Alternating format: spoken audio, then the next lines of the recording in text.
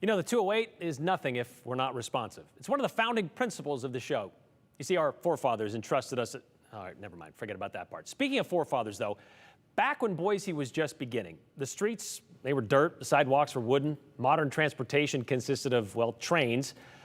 In town, you walked. If you were fortunate, you had a horse. Or maybe if you were wealthy, you could have a carriage that you could attach to that horse.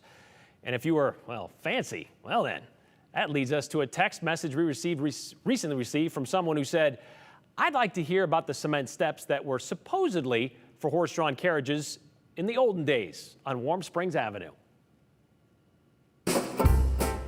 You know, it sounds like you've heard a lot about them already because, well, that's basically it. But since we're talking about the olden days, let's begin with a brief history of Boise. Founded in 1863 when Idaho was just a territory, the city's original plat covered just 10 blocks. Fewer than 1,000 people lived in town.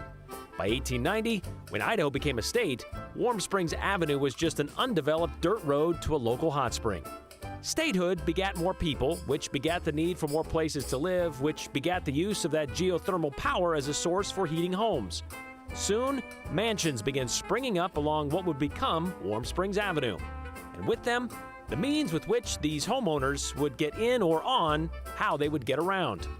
Carriage stones to step into carriages and hitching posts for the horses. Today, there are only a few of the stones left, including in front of this two-story late Queen Anne-style cottage built for Lee Estes in 1903. And there they've stood since, surviving more than a century of Boise seasons, even gaining historical status in 1979 when the entire neighborhood was listed on the National Register of Historic Places. And so likely they will continue to stand.